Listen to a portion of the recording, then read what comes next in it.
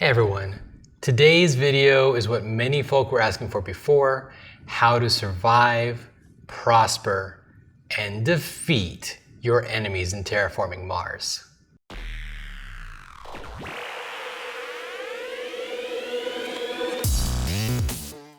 So Terraforming Mars is one of our favorite games. And now that we've played all the expansions several times, I thought I'd wrap up my thoughts on how to play this game well, and even more, how to win. These are going to be my top 5 strategies for Terraforming Mars. These aren't the only strategies, just the biggest strategies you can take with you into a game and score higher and secure the win more often. I'm kind of hoping that people will just post some of their favorite best combos down below.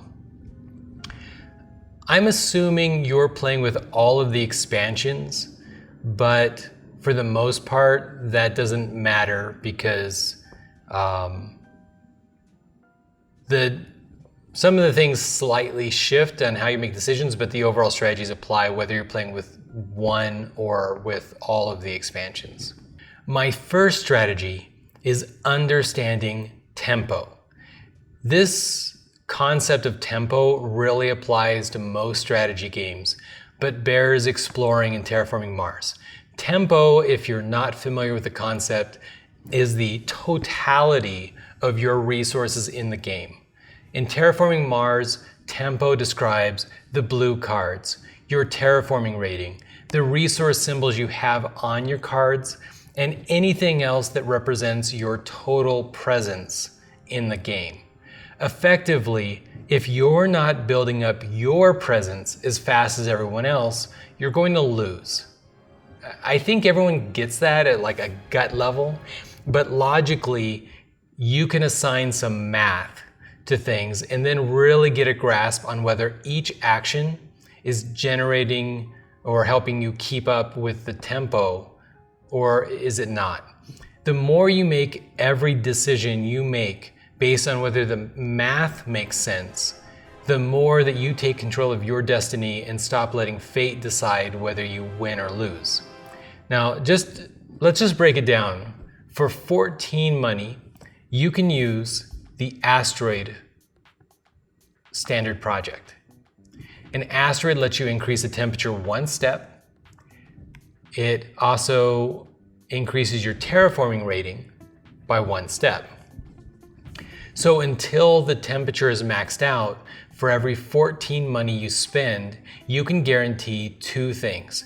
1, that you'll get back a victory point in the form of TR, but also that you'll get back 1 money every turn for the rest of the game.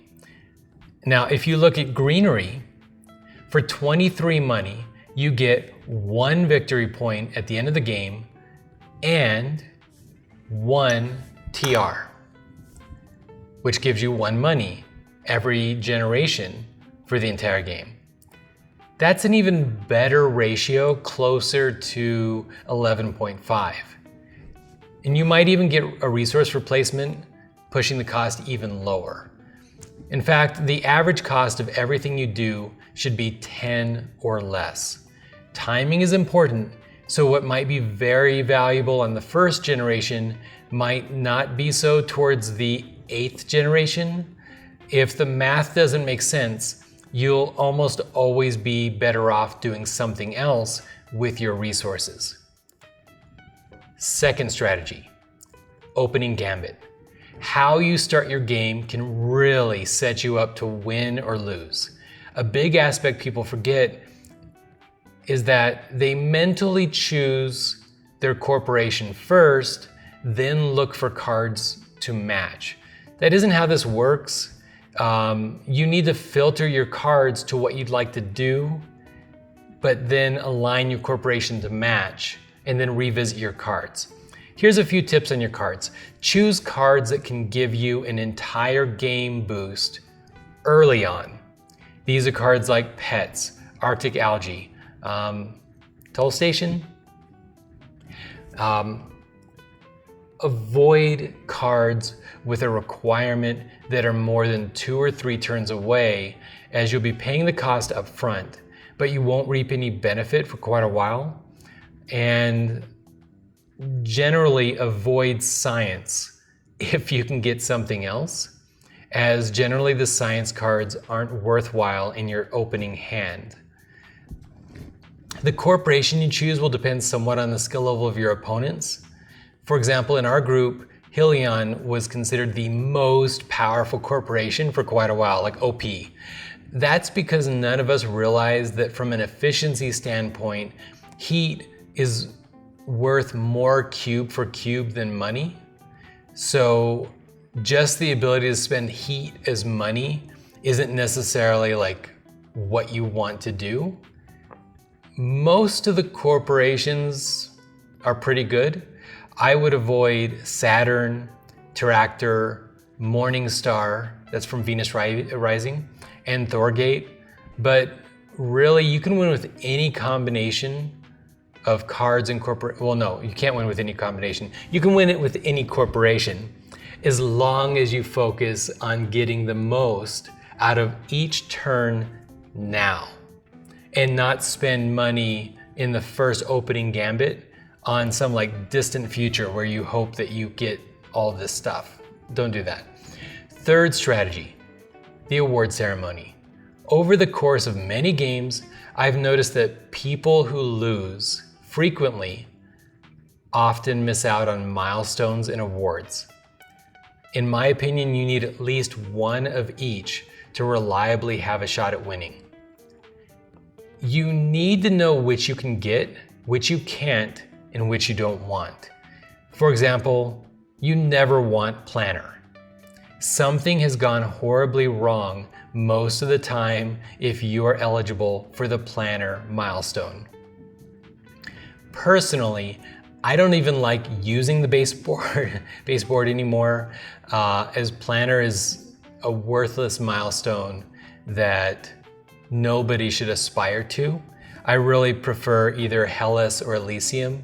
These are two board games that have excellent combinations of milestones and awards that I think really just make the game better and help players, especially new players, aspire for strategies that make you score higher, which is what you should want. You don't want new players to come in and get confused or distracted by milestones or awards, which aren't good. Regardless of which board you play with, each turn you should be looking at the other players and deciding which milestones you can get. Milestones are a mix of happenstance and intention. At first, you play with the cards you get, for the most you can get. And when you notice you're close to a milestone, that's generally when you should push to take it. As long as you keep tempo in mind, you can adjust the reward efficiency for actions based on a reliable milestone. A set of actions that give you 3 greenery might not be cost efficient normally, usually they are, and by my tempo strategy of no more than 10 per TR, you may choose not to pursue getting a given set of greenery. But if you can get Gardener, for example, that's off the baseboard, 5 victory points for 8 money should make almost any set of cards worthwhile in the game. Awards are another place you can get a big boost. 8 credits for 5 victory points should be your goal. Not only is it efficient for you, but you're ruining the efficiency of the second award and even more so the third award. Claim an award you feel confident of early, trying to get that 8, the 5 victory points for 8 cost. The fourth strategy, go green. Terraforming Mars relies on plants. If you haven't made your planet green by the end of the game, then you're a bunch of selfish corporations out for their own greed. Good job. Seriously though, greenery makes sense. Plant production is tough because there's so many ways for other people to mess with you regarding it. But generally, if you're placing a lot of greenery, you're probably on your way to win. The strategy is just to reiterate that you constantly need to calculate the value of your actions. Once you have cities, the rewards for greenery becomes really, really efficient. Effectively, you're going to get 1 TR and 2 victory points at the end of the game for every greenery you place around a city. I see a lot of players placing their greenery in open places, trying to get double points because they're imagining a future where you're gonna have like another city nearby. The reality is that most players are gonna struggle to dominate that much space. So you're usually better off placing your greenery next to an ocean or over a resource tile. Yeah, hopes and dreams don't win this game, guys. 5th strategy, set the pace. Similar to tempo, pace is how long is the game going to go for. Is the game going to end in 8 generations or 14? If you're building an economic engine, you want the game to take as long as possible. Similarly, if you're spending your time terraforming while the other players are expanding their corporate assets, you want the game to end as fast as possible.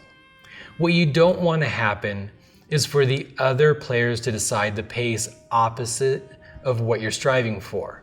If you have an amazing engine built, you may want to hold off seizing a temperature award, or oxygen, block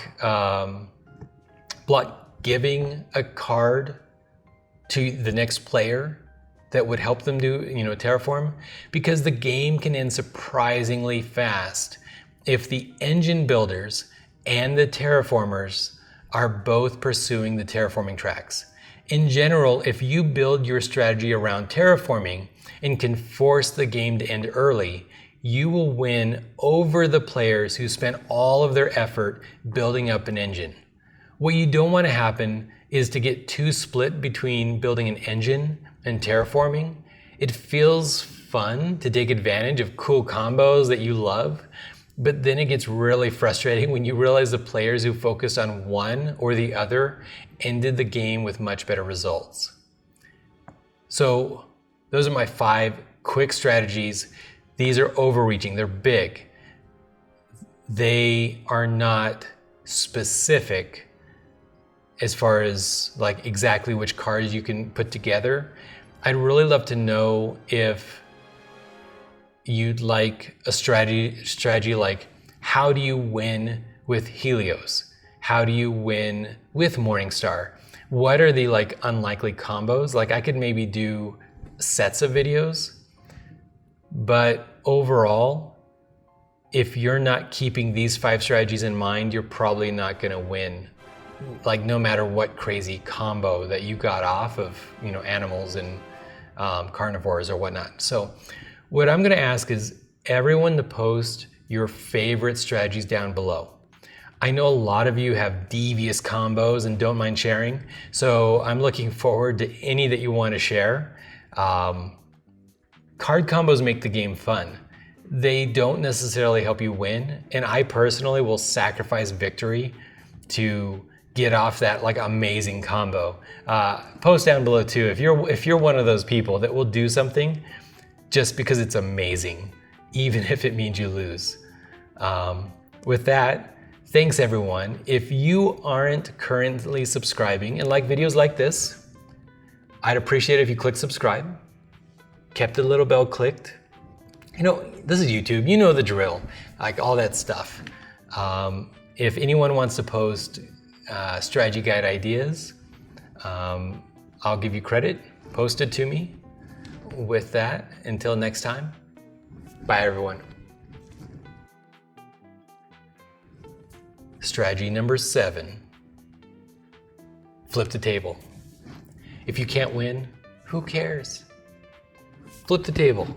Nobody wins. Nobody can remember where they're at. Come on.